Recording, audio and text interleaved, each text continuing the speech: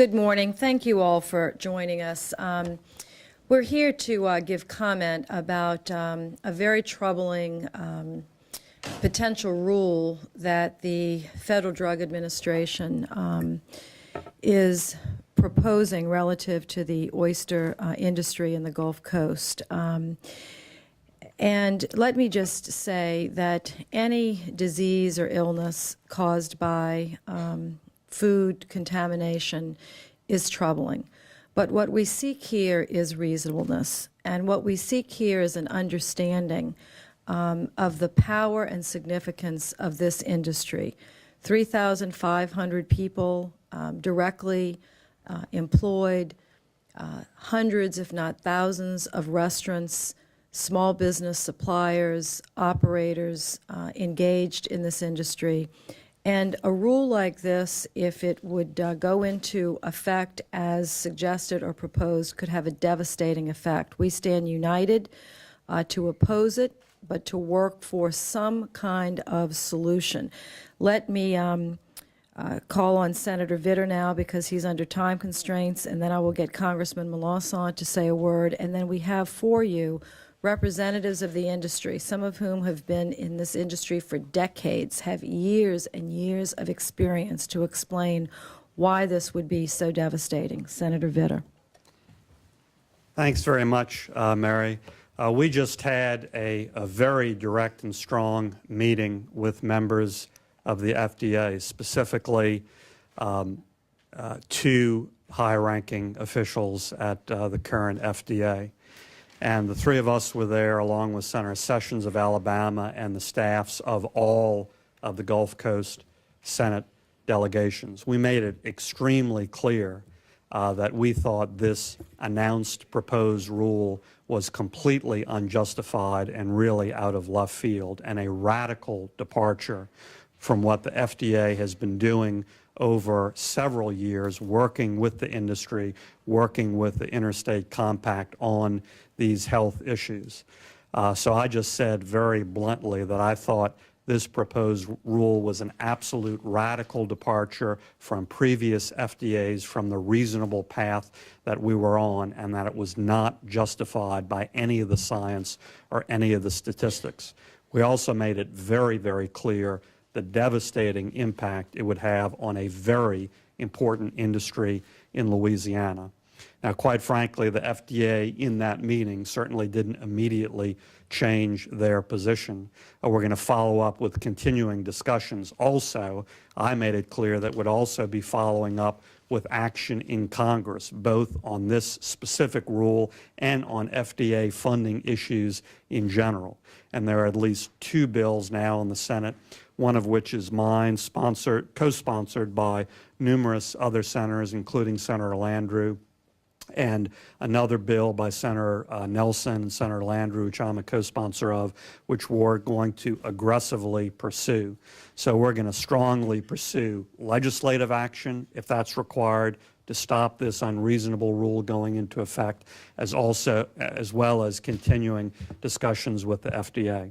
With that, I unfortunately have to run to the floor. If anyone has follow-up questions, just call Joel and I'll answer them. And I also want to very much thank the industry, representatives of which are here today, for giving us a lot of good background information and for working on this issue in a very meaningful way for the last several years. Thanks.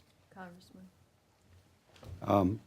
I'm glad that y'all have come this morning to cover this.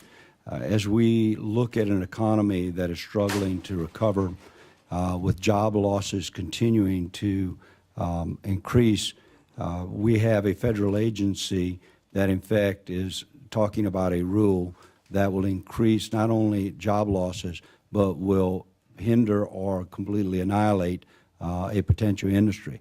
What banker will loan money to people who are only going to be able to be part-time operators?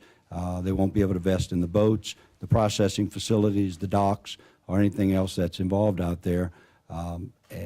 As we go forward, and being from Louisiana, I look at a couple of items that I can use as analogies. One is that, first of all, this is an edible food that FDA is regulating, and saying that they're using reasonable means when they're averaging 15 deaths a year.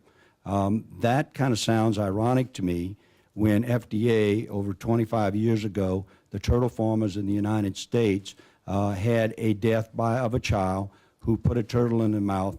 So we completely disallowed the sale of pet turtles in this country over 25 years ago. Those people stayed in business by selling overseas until the Japanese and the Chinese got into the business and ran the price down so much that the export of American pet turtles has gone to basically zero and annihilated a business. Now, what does that have to do with it? The industry cleaned up and did everything it could to get the salmonella in the turtles cleaned up. The oyster industry has done as best a job based upon the science that's there to do that and go forward, while at the same time implementation of some additional things were supposed to happen this fall or this winter coming to help try and reduce them. We're talking about 15 deaths in the country, and I don't want it to sound like it's not, every death isn't important to us. But when you start looking at the chemical contents in imported crawfish, the chemical contents in basa, which is also called catfish, that's coming into this country, as well as all the other products, not to even think about the E. coli scare that we had, the melamine in foods, and such as that, more people in one instance are dying from than collectively in the entire country. Divide 15 by 50 states, or divide 15 by 375,000 people, and it's de minimis. It is minuscule. Not that those lives aren't important, but everything this industry has done has been to try and put forward the health aspects to those people who may be in danger.